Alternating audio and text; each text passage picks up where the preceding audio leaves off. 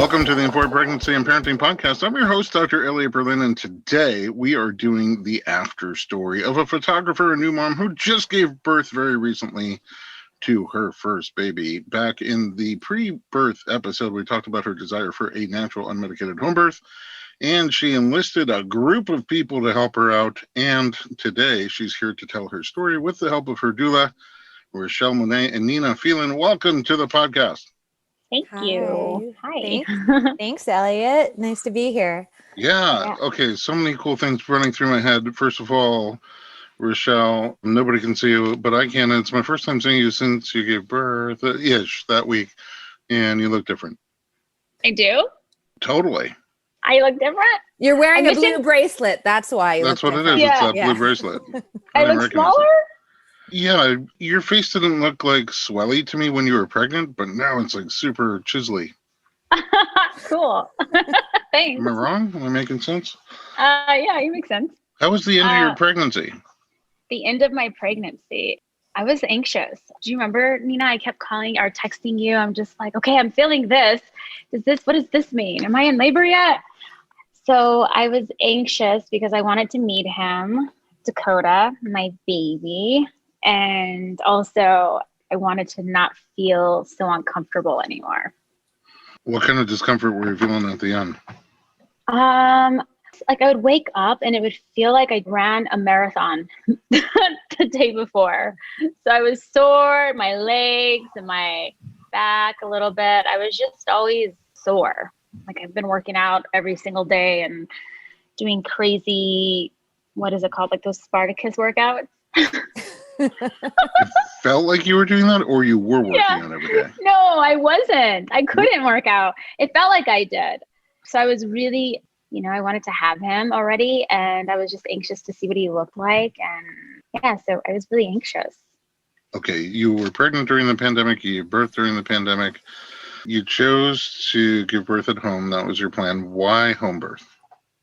Well, I wanted to do a home birth after my girlfriend, Candace. I had a friend, Candace, she's had 2 kids. Well, not 3 kids. She just had her baby back in September. But she told me all about her home birth, and it just sounded really beautiful and spiritual, and it just seemed more natural rather than a hospital birth. And then I watched the documentary, The Business of Giving Birth, or The Business of Birth. The Business of Being Born. The Bob. The Business of Being Born. The Bob. Yeah. So after watching that, I was definitely convinced that I wanted a home birth. And then plus we were in the pandemic. So I also didn't want to have to give birth with a mask on and be able to have whoever I wanted there. Like my fiance and my doula. And then my sister was there and my grandmother was there. Tiny, yeah. No. So, yeah. For you, even when people give birth at home, sometimes they have nobody around them, and sometimes they have, a big cast of characters. You surrounded yourself with a bunch of different people, including Nina. So let's talk about Nina a little bit. Nina, what's your background? You've been on the podcast before. Yes. I believe I was on the podcast with Shandy, who is Miss USA.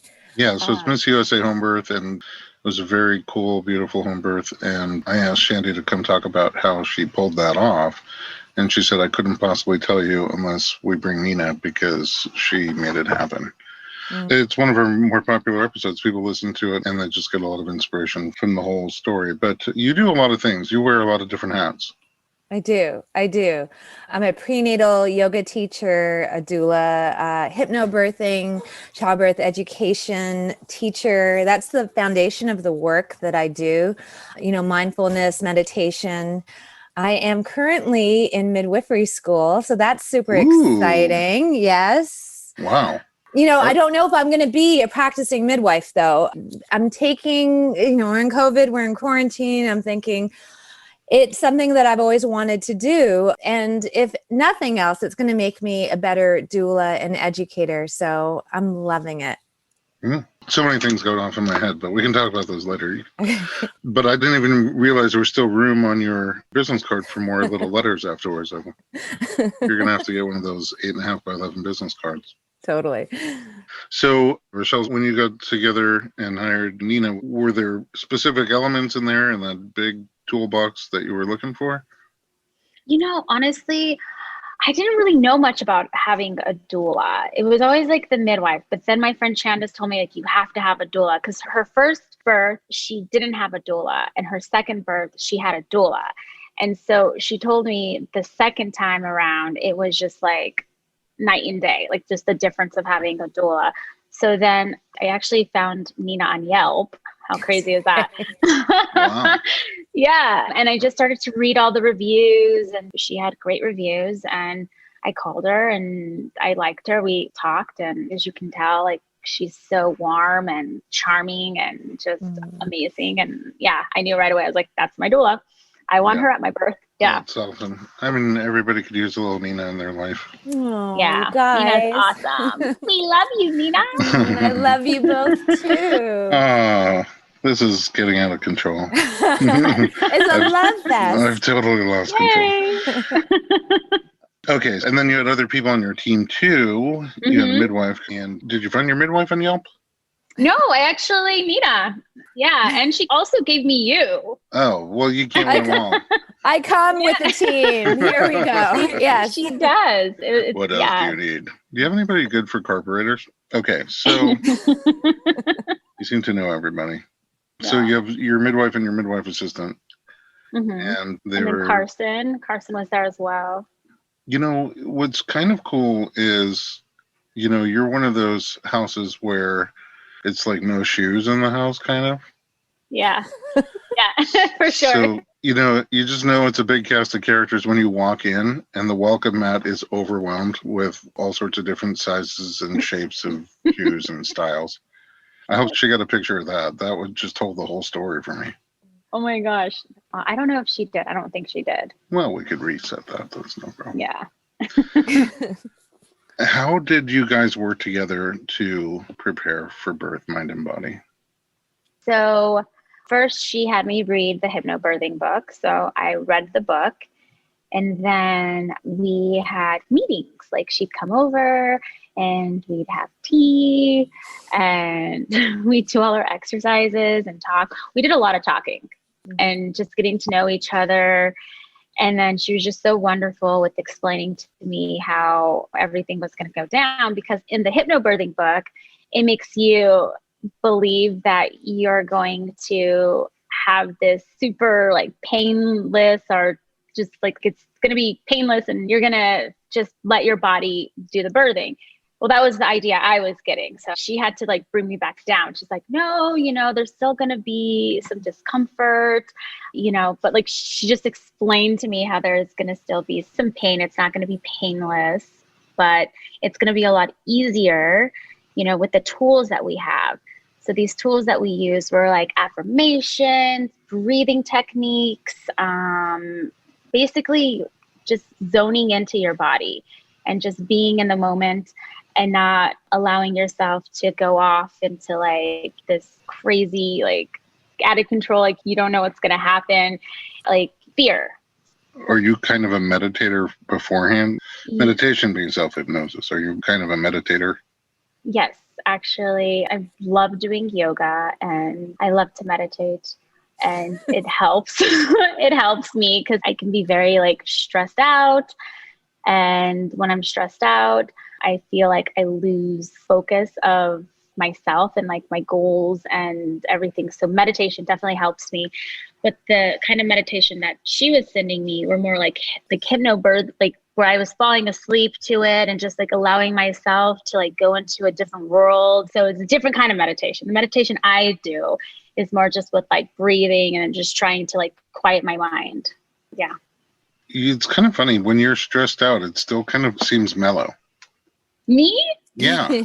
Maybe to you, but to me, on the outside. Like, your energy's always really high and interesting, but your stress doesn't come through as like, oh, I'm so stressed out. It just comes through as like interestingly fun. Aw, thanks. Yeah, I wish it came off that way to myself, but it doesn't. We're always our worst critics, though, right? I mean, always. Yeah. All right. Well, that was the plan. It sounds like a great plan. Sounds like you had some really good tools and good preparation to get ready for it. There's no test run. You don't get to do a trial. You just get to do it when it happens. So we're going to take a little break. We're going to come back and find out how your labor and delivery started out. We'll be right back.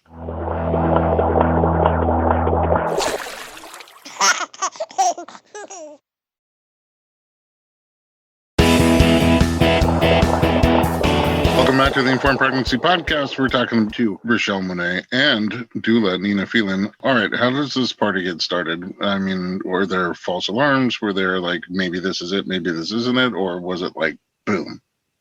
So it started early in the morning for me. It wasn't active labor, but it was the pre-active labor, the practice labor. It's crazy. I don't know. I guess it's just because I got nauseous and then I got a little bit of diarrhea. Nobody gets that in labor. Yeah, so. No. And I was like cramping and I was like, okay, this is probably it. And I was getting excited. And so I rested. I slept until 1 p.m. and then I woke up and then I think I texted you and Abby right away. And I was like, I think I might be in labor. I'm not sure. And then you guys asked me a few questions. And then throughout the day, I was like cleaning up everything. I was getting everything ready. And then right at 8:21 p.m., I had my first really intense surge contraction. And I was like, okay, I'm definitely in labor. This is labor. So then we all went to, my fiance and my sister, we went to Trader Joe's to go like stock up on some snacks and stuff. And then we came back and then I wrote down my affirmations so I can like have them there. Where are you in relation to your due date at this point? So I was 1 day past my due date. Yeah. What kind of affirmations did you have? So one of the affirmations that I had was, this isn't more than me, this is me. And then another affirmation was, I can do anything for 1 minute. And I'm a warrior goddess. Yeah. Yes, I wrote these down and then I was going to go rest. Well, try to rest, but then they were just too strong. I don't know. I feel like they were sporadic. They were coming like 4 minutes, 5 minutes. I don't know. They were very spaced out and then they would come close together. And so I'd have to like walk around and then go sit on the toilet. And then they started to come back to back. And then that's when I was like, okay, babe, I need you to call Nina right now because this is really intense. Like, I think that it's time for her to come. So then he calls Nina and then Nina is so sweet. She's like, well, let me hear what she sounds like. And then he puts me on speaker and I'm just holding onto the wall and I'm like, oh, I don't know. I think you have to come.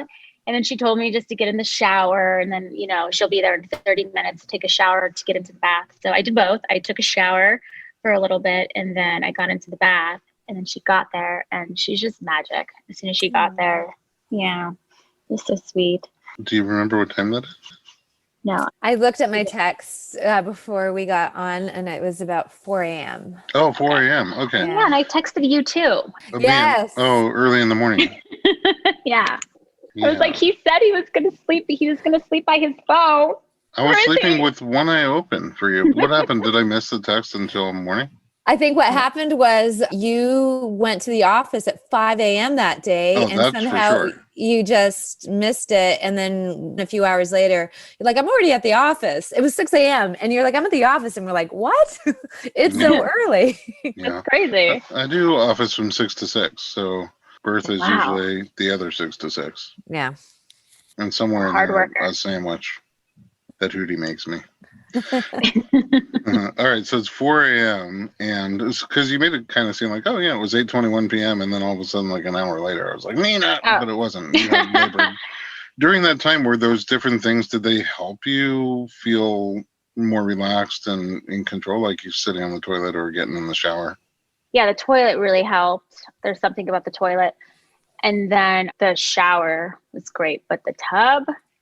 That was the jam. Yeah, because I started having my surges back to back. Like, I don't remember like how many minutes in between, but it was like a couple minutes and then I would have another one. And it was really intense because it was in my back too. I was having like labor pains in my back. So then once I got into the tub, it started to space out to like 6 minutes, I think, like around 6 to 7 minutes. Oh my gosh, it was amazing. Because can you imagine like back to back to back, and then at least being able to have like finally get a 6-minute break? Yeah.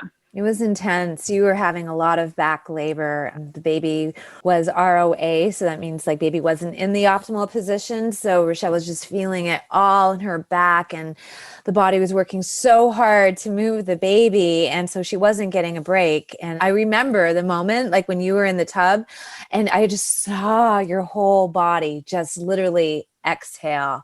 And it was the break that you needed so much. Yeah. Yeah. Are you a bath girl in general? Yeah. I You love like baths? baths. Yeah. So that was a helpful tool for you. That's actually where I would do my rainbow relaxation exercises, was in the bath. Amazing. So you had some conditioning. Yeah. It's like a little Pavlovian conditioning there. Similar with the toilet, I think, is when you sit on the toilet, everything just kind of is used to opening up and relaxing in that neighborhood. Did your diarrhea clear up? That's actually funny. So yeah, eventually it did. But I remember when it was happening, I was like, how am I supposed to have a water birth? Like, like what? Like I'm like gonna be floating in crap. But then yeah, it clears up.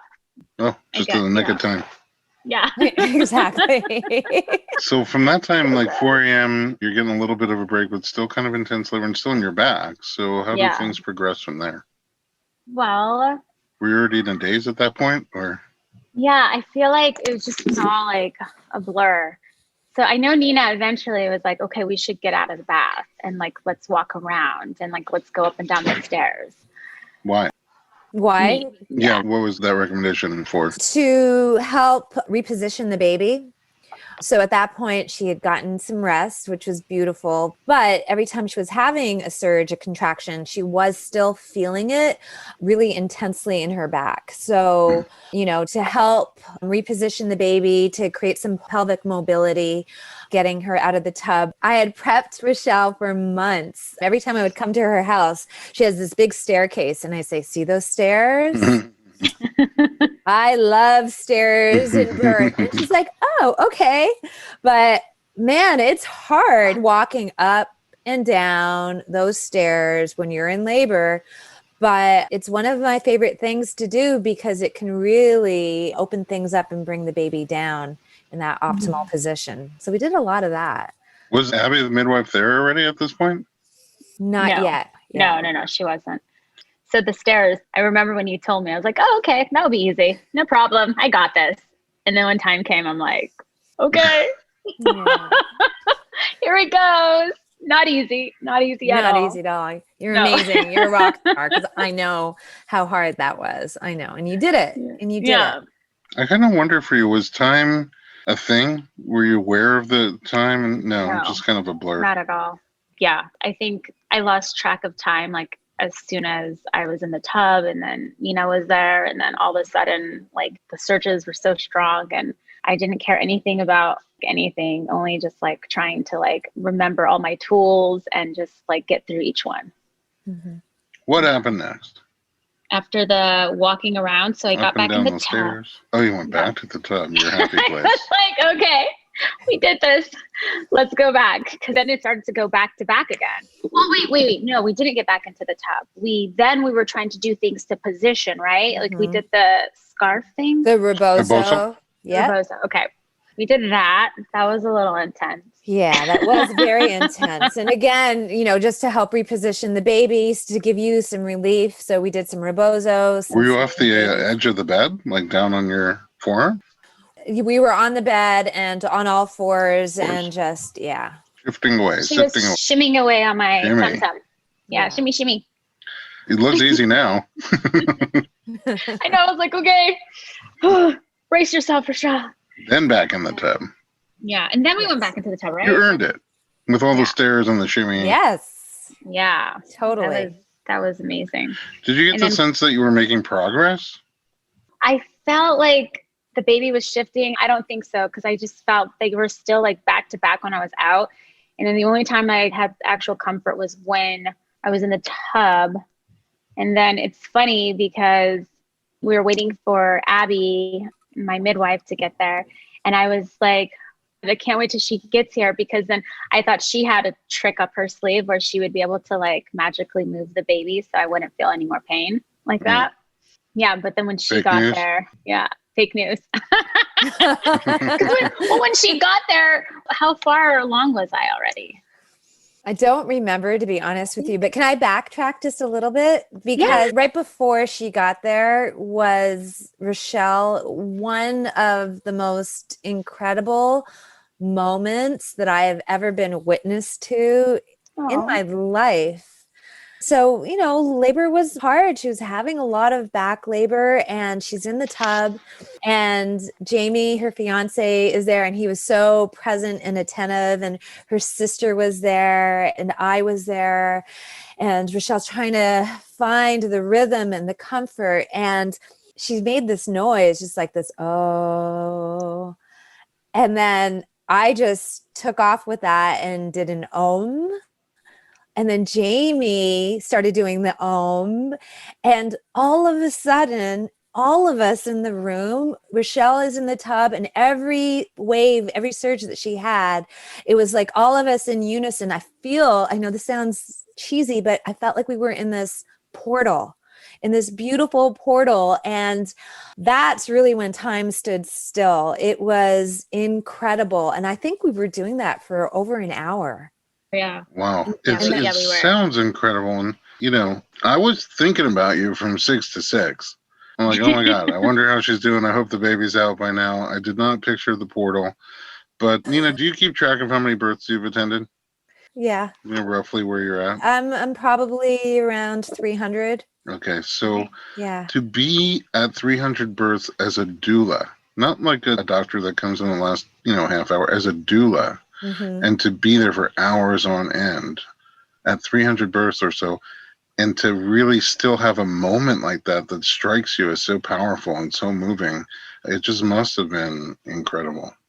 I mean, when I think about it, it just took my breath. It still takes my breath away. It was so beautiful. And it wasn't necessarily the oming, but it was the love that was there. I mean, it was together. Yeah. Words can't even describe those moments. All right. Another character in your cast was your photographer, Carson Meyer, who's also a doula. Was she already there at this point, catching all these? No? Yes? No? No, not that point. No. Missed the oming. Yeah. So Nina kept asking me, should we have Carson come? And I was like, I remember just thinking in that moment, like, why did I want a photographer or videographer? I don't want this recorded. But then I was like, okay. And then I think like for a while I was like, not yet. And then finally we're like, okay, we should probably get her here. I think that was when Abby finally got there. Yeah. Oh, it's so like, okay, call around the same time. And then also Johanna, your assistant. Yeah, Johanna, the assistant. She was amazing as well. It sounds like Gilligan's Island. The millionaire and his wife. Yeah, okay, so the midwife and her assistant and the photographer who you're not sure why she's coming. And do you remember roughly what time that is, either of you? I want to say probably around 3 p.m. Okay, so just about 12 hours after you got there, Nina. Yeah. All right, this is starting to heat up. Lots more people are showing up. The welcome mat is filling up with all sorts of shoes. Let's take a little break and we'll come back and find out the rest of the story. We'll be right back.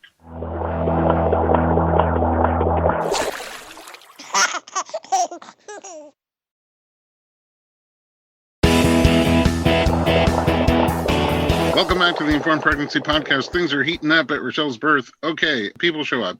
So when Abby, the midwife, comes without the trick up her sleeves, does she sort of try to gauge where you are in the process? Yes. So she gets there, they check me, and I think I was like already 8 or 9 centimeters. I was already, they were like, oh, wow. I think that's why there was no tricks. They were like, oh, let's get the tub. Yeah. You were there. Yes. I was already there. So, and then when they told me that, I was like, wait, does this mean that you're not going to make the back labor stop? Oh. Yeah. But it was okay. I mean, but then at the same time, I was excited because then we were getting the tub ready, the big tub, the birthing tub, ready to put me in. So then that just meant that I was getting closer to my little baby. Yeah. So how did things go once you got in there? I mean, were you guys concerned that she was still having back labor? If she was progressing to 8 centimeters, does that take away some of that concern? Was I concerned? I don't know. I feel like I was more concerned about like the pain level. Like I said before, I was waiting for the back labor to go away and just to have like regular labor pains. So, I mean, that would be concerned, right? Like concerned that I wasn't going to go. Not even so much away? you. I was just wondering if like your team, your doula and your midwife and your midwife Oh, assistant and your okay. doula was taking pictures. If No. all of you were concerned that she was still having back labor, the baby's probably still sitting posterior, or does some of that concern go away when her cervix is progressing so well? Yeah, I think it would have been different if, she was 4 centimeters, even 5 centimeters, but the fact that I believe she was close to 9 centimeters, that she was just at the tail end of the journey. And so, that gives us like more fuel to help motivate Richelle and to help you just anchor in. You're almost there. You're almost there. Yeah. So for sure, I think that helped knowing at that time, because, like at a home birth, there's times where a midwife doesn't check at all, check dilation. But then sometimes I think it is important to have that gauge. And this was one of those times that it did help for us to understand where you were in labor. Yeah. I mean, I remember I truly was thinking about you all day, thinking how things are going. And I assumed actually around that time, 4-ish p.m., that you probably were just snuggling up with your beautiful already born baby. I think someone sent an update saying, yeah, she's like already 9 centimeters. And I was like, okay, great. This is almost there. The finish line is in sight, which is great. I was like, okay, honey, I'll be home right on time for dinner. And and then I don't even know why. I just checked in again on the way out just to make sure everything was cool. And then my message was, maybe stop by the house. Your baby still wasn't out. So that means you went at least a few hours still at 9 centimeters or 10. Yeah. What was happening during that time? I think Abby said I was dilated at 10 centimeters for 6 hours. Wow. And then, yeah. So we had to get me out of the tub, my favorite place, to do some more walking. And they were more intense, the surges. So when I got out of the tub, I don't remember if we started walking or if we got out of the tub and went straight to the bathroom. I think we did a little bit of both. We were walking, I remember, through the hallway, and then we went to the restroom so you could sit on the toilet. But that was just to help bring the baby down as well. Because even though you were 10 centimeters, it was to help bring him down into position. Yeah. Right. And the walking just down the hall was probably the longest walk of my life. I was like, wait, I can't move. Having another one. And then, oh my gosh. And then when Nina, she started to grab, like basically put the pressure on my hips, which felt so good. It was like relieved the pressure that I was feeling, the intense surges, the like, I don't know how to explain the feeling I was feeling. It was just really intense. It felt like my bones were moving. That's what it felt like, which nobody saw me do that, but I pulled my hands apart and made a face. It's audio. Yeah. So yeah, it was the longest walk. And then I remember when we'd get onto the toilet. Gosh. And then when you guys wanted me to get off the toilet, like it literally would take me like 10 minutes to get off the toilet, because every time I would move, I would have another surge. And then I'd have to stop and get back on the toilet. So finally I had to like move through the surges. Like I couldn't just like stop and like, be in the surge. I'm like, okay, I have to get up and I have to move. And like every time I got out of the water, it was like back to back. Like it was crazy, very intense. Yeah. When did you start pushing? So before they put me in the water, the birthing tub, Johanna was telling me that the pain that I'm feeling, like the surge, that you want to push against that. Like you want to push through that. And then I was like, wait, what do you mean? And then finally it like clicked. Like, she's like, once you push through that on the other side, like when that, like you're pushing through that, then that pain will go away. So then I think they put me on my fours, like my hands and knees before getting into the tub. to do some pushing, right? Am I wrong? No, you're right. Yeah. Okay. Yeah. Because then I remember being like, wait, I want to have the baby in the birthing tub. They're like, yeah, you will. Let's push out here first. And I was like, okay. So then I do it and I'm trying to push against the surge, against the pain. And then I think finally I was like, just put me in the tub. And then they put me in the tub. And then when I was in the birthing tub, I understood it. It clicked. I was like, oh, that's what was happening. And then I felt him coming out. Like I felt him crowning through the amniotic sac. So then I got super excited. I was like, okay, this is happening. So then I started to push even harder. And then the water broke, like the sac broke. And then it was so funny because I started to look, I was like, wait, I thought he came out. I thought I pushed him out.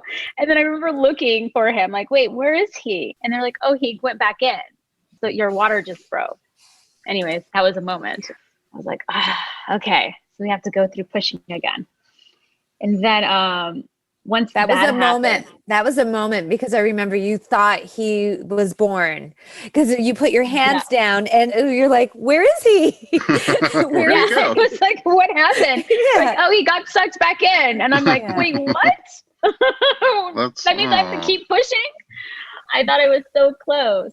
So then after that, this is when it started to get really tricky.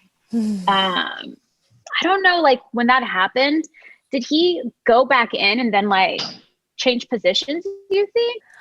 I don't know exactly, but I feel like that he was in that position for a long time. So his head was a little cockeyed. So that's part of the reason you were having the back-to-back surges and the back labor. And even though when your water broke, I have a picture of it. Remember I sent you a picture? It's like a bubble of the amniotic sac. You could see the sac and then his head is right in there. Yeah, because I felt his head.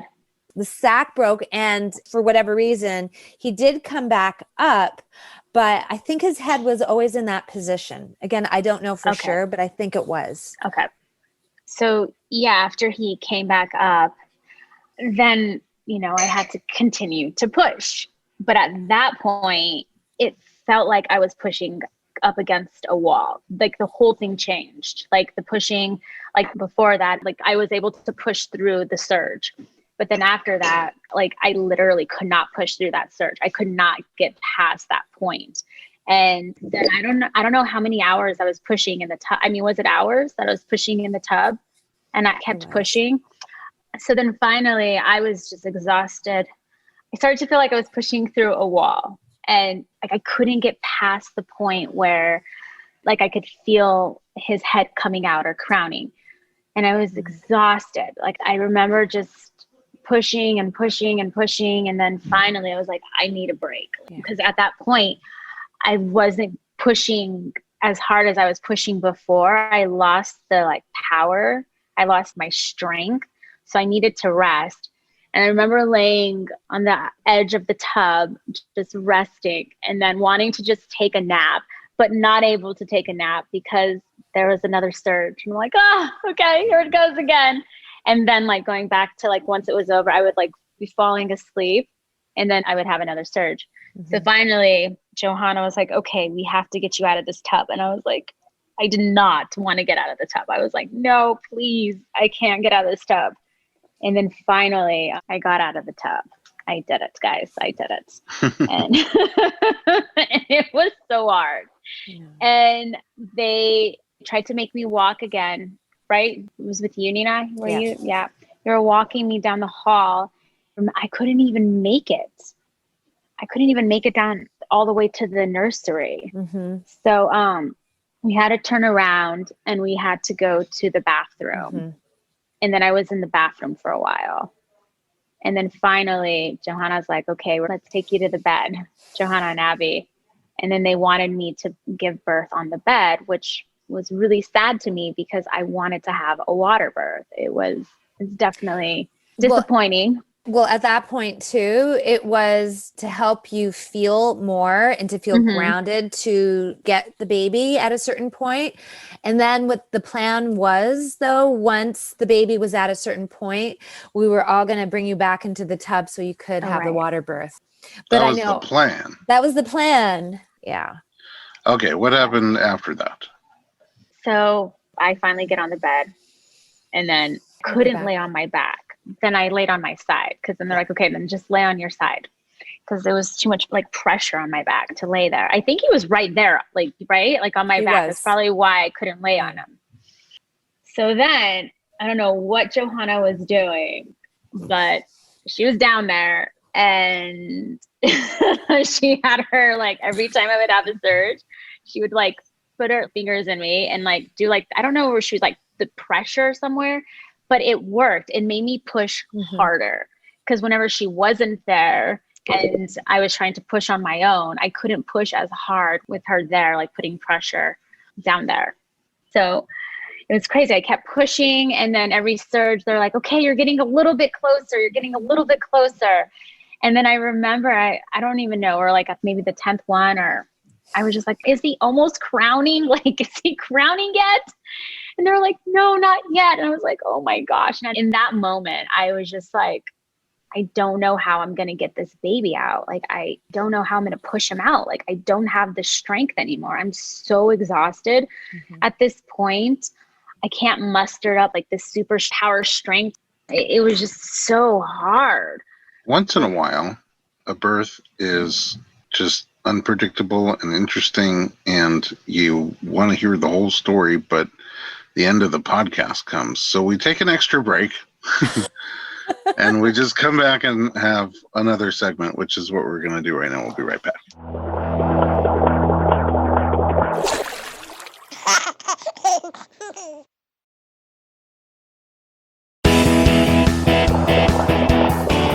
Welcome back to the bonus segment of the Informed Pregnancy Podcast. We're talking to Richelle and Nina, and it's kind of crazy because again, you've been at 10 centimeters for hours. You pushed and you felt the baby's head coming out, and then the baby's head disappeared, and now you're just sitting in the bed and pushing and pushing and pushing with all your might, and it sounds like you're not making all that much progress. Yeah, I didn't feel like I was making much progress, and I was exhausted at that point.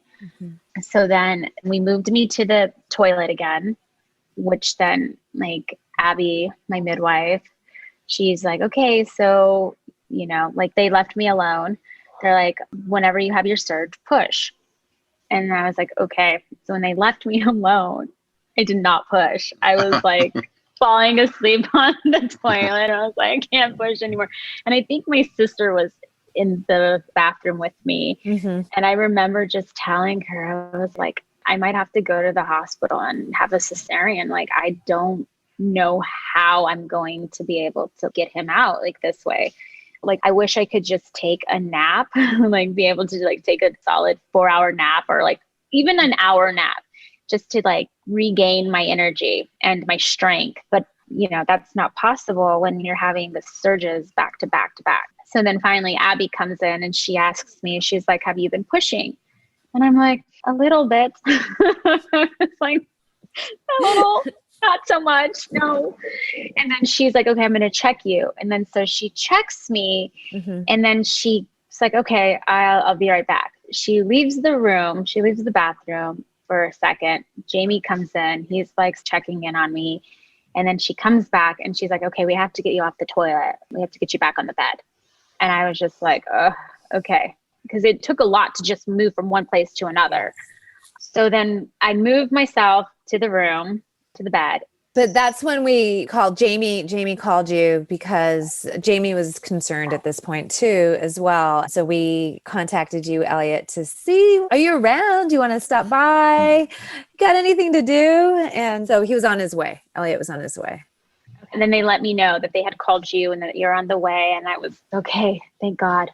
Maybe he can move the baby and help me out here. Tricks up my sleeve. Yeah, maybe you have some tricks up your sleeve. So then I'm sitting there, I'm having the surges, and then Nina's behind me. She's like doing her magic with her hands and like putting the, pressure on my hips and trying to help relieve the pain. And then Abby's explaining, that like she's been actively pushing longer than they like. And she was afraid that, I was going to be burnt out and not be able to do it anymore, which I kind of was already there. So they had two different options. One option was to transfer me to the hospital. And then Abby has a midwife acquaintance there, or a friend who could take over. And there, maybe they would be able to perform a vacuum or a cesarean, or we can call Dr. Fishbein, who does home births as well. And he could come over to the house and we can do a vacuum at the house. And so we picked Dr. Fishbein. There was no way I could be transferred to a hospital. And then you showed up, Elliot, which was awesome. It was like, I saw you, I was like, yay. And then you started to, right? I think this is the right order. I feel like this is the right order. Like, I think maybe I went to the restroom and then you showed up and then I came out and then, you started to do your magic, your massaging and everything. And yeah, I was just so exhausted. And I remember like every time I would have a surge, even like putting like the pressure on my hips, that started to be too intense. So I was just like, okay, let's get this, like, where's this doctor at? I can't wait for this whole thing to be over with. Like, I can't do this pain anymore.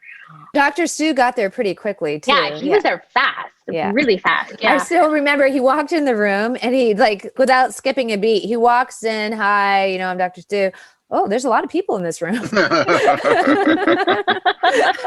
I know, I had a whole party. It was awesome. Yes. Okay. So then Dr. Berlin's like doing his magic, massaging me. It feels good. But then whenever I'd have a surge, I don't know if there was like any way to get rid of that pain.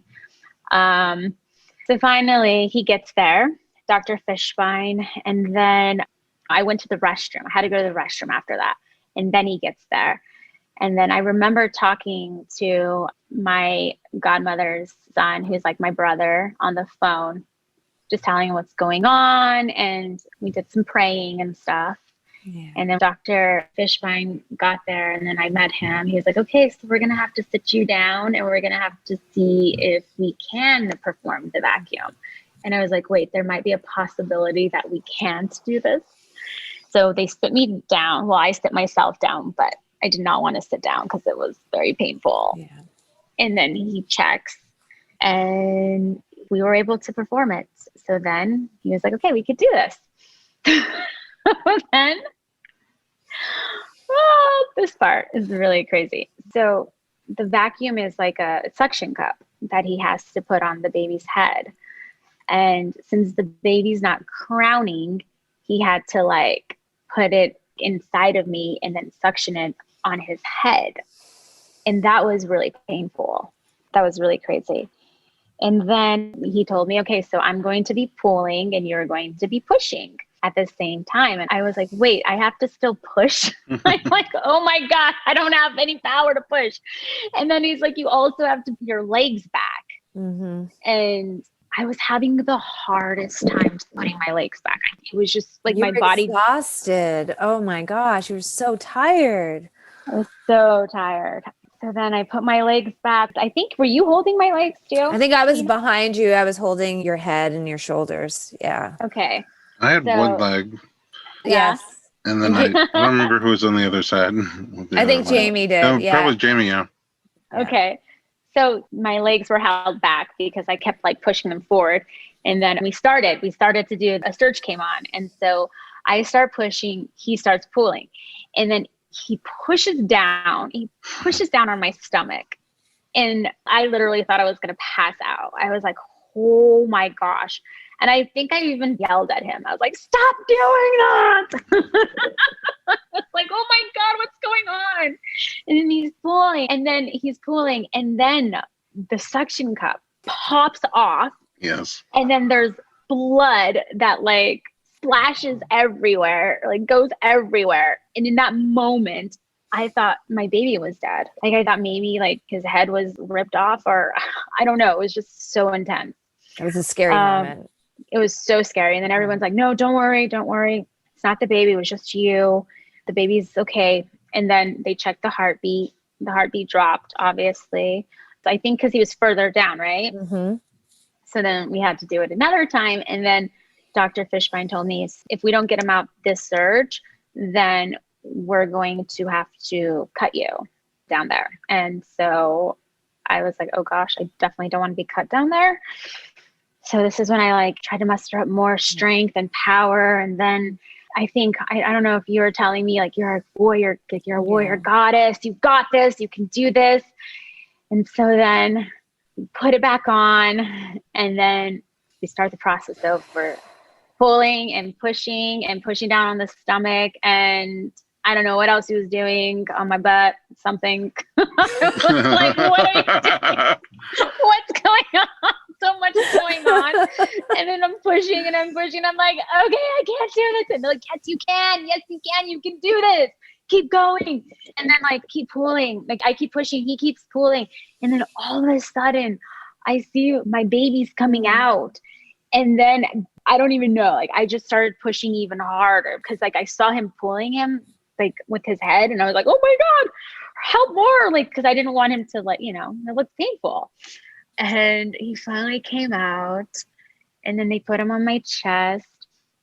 And it's so crazy how like all of that pain that you're in, and then when he's out and he's on you, and then the pain is gone, like magic.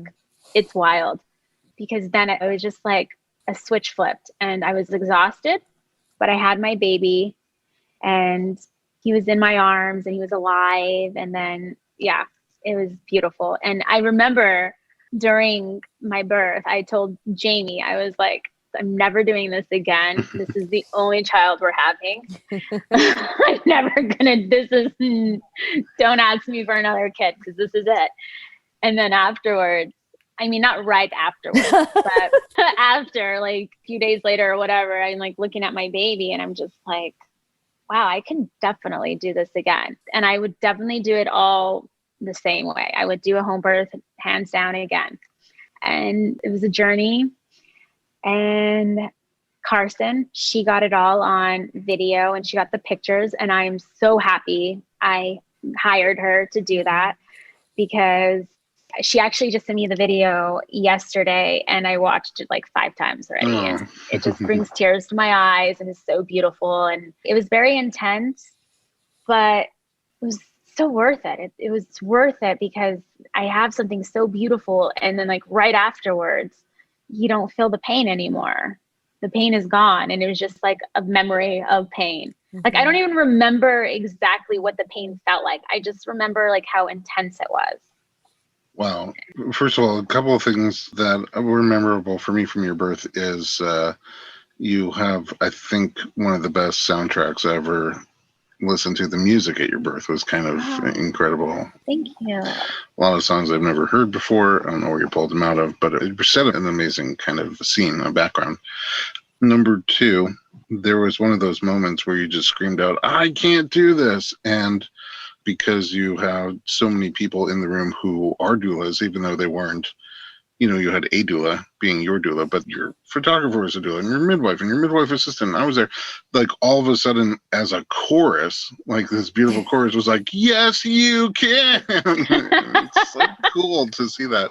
Yeah. And you responded to it. And then also that moment never gets old where the baby comes out and the whole struggle is triumphant. And you just, you could see, you could see all that pain go away and just pure love come exploding out of you. And it's really beautiful in general. In your case, you're so expressive, even more so. And the last piece for me was you're just fun in the way you say everything and do everything, and your expressions are wholesome and I mean just like unfiltered sort of. And after Dr. Fishbein was pushing all sorts of different areas, the one time you were like, there's a weird sensation in my buttholio. And I was like, oh, yeah. And Nina even said it. She's like, oh, there's our girl. She's back. Butholio, I remember that.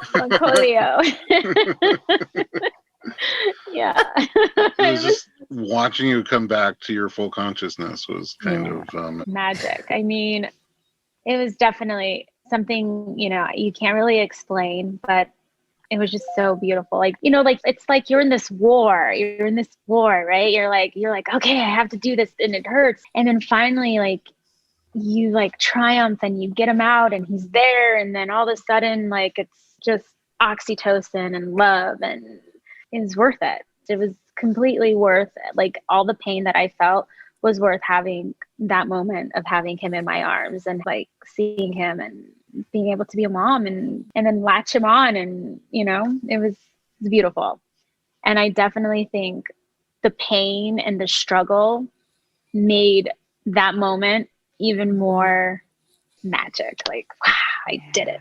Like, it's here. I conquered. Goddess warrior energy. That's what you had through your labor. And my gosh, like, what a soul's journey, right? Yeah.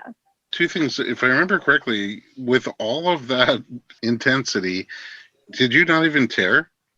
I didn't. I did not tear. No tear. You're like made out of Kevlar. I don't know. Yeah. There was so much going on. Maybe it was because I was dilated or I was pushing for so long. I don't know. I don't know either. I don't know. But thank God I didn't tear, and thank God he did not have to cut me. He didn't have to cut you. And I don't remember the last time I saw a vacuum with no tearing. That was kind of wow, he is good. Amazing. Good, right? And then the other thing is that, some people, again, have a really small team of people around them. Some people have a lot of people around them.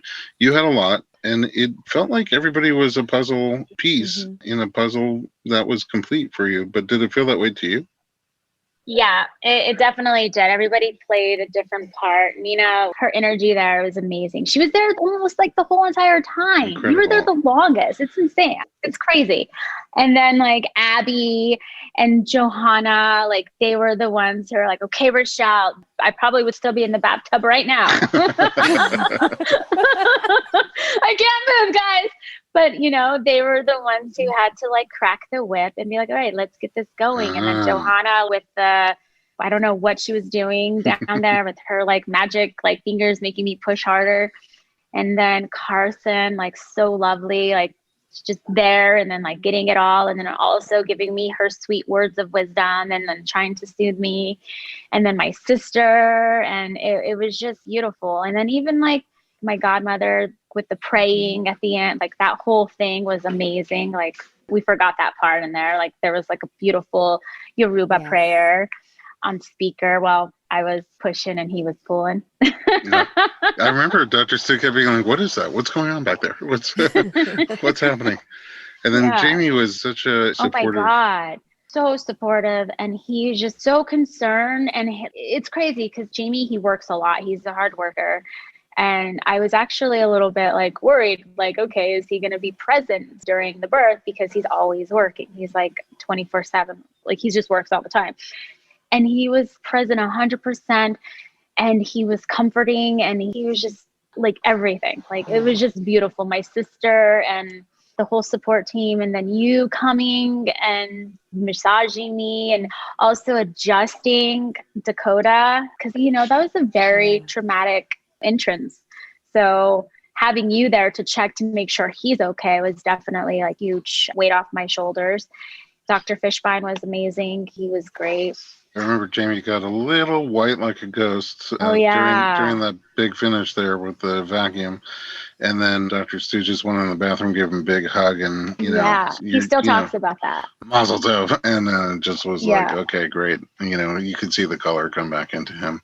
Yeah, he still talks about that because he thought that the baby came out and he thought that the baby was dead because he never watched the birth videos with me. So he didn't realize that the babies come out white, like they don't have blood in their bodies yet because all the blood is in the placenta. So he thought the baby came out like he wasn't alive. And there was Yeah, that one moment right when the vacuum slipped off and liquid went flying everywhere and of the red nature. And it was Quentin Tarantino film. Yes, it was definitely a made for film moment.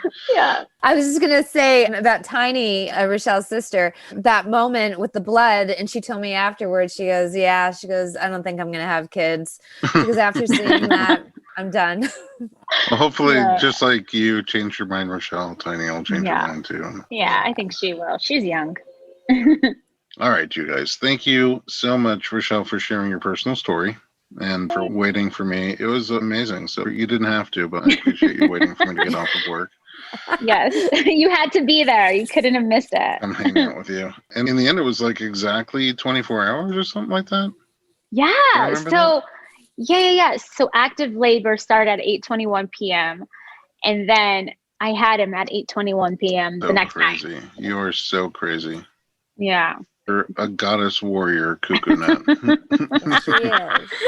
Nina, thanks for sharing your magic here. As always, I always learn something when I'm around you. And, you're definitely like a little bit of a wizard, and all the experience that you have, there's nothing. And again, I think people don't realize, like, you were there for 13 hours. And I know sometimes you're there for 20, 30 hours. And how you do that, I really don't know. I did it for 1 year and just about collapsed. So thank goodness for the right people becoming doulas and making childbirth awesome.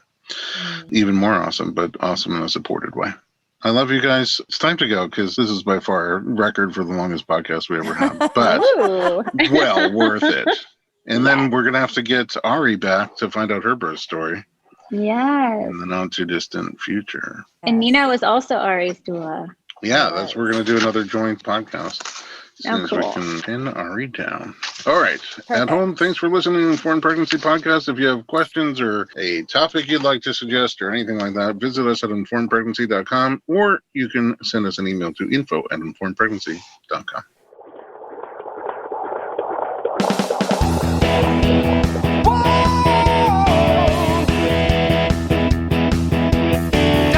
Doctor, give me the news. I got a whole